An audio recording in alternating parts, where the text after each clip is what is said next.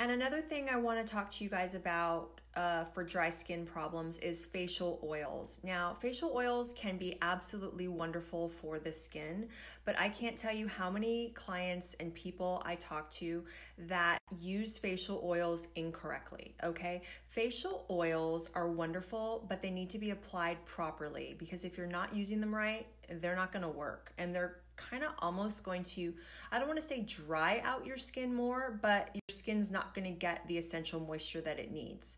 So the right way to use a facial oil is, first, you can mix it with whatever lotion or cream that you're currently using as the final step in your skincare. Just basically, obviously with clean hands, mix a few drops of your facial oil into your current moisturizer and apply it that way.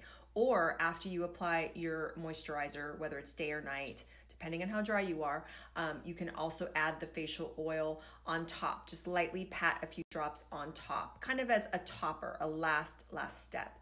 Because facial oils have a lot of fatty acids and esters in them.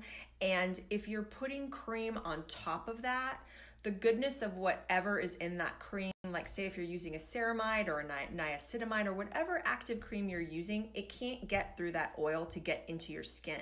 So people are misusing oils. They're using oils almost like a serum, and that's not the way to do it. So either mix it in with your moisturizer as a last step in your skincare routine, or a few drops on top of your lotion or cream, kind of just as a topper. So I hope that helps.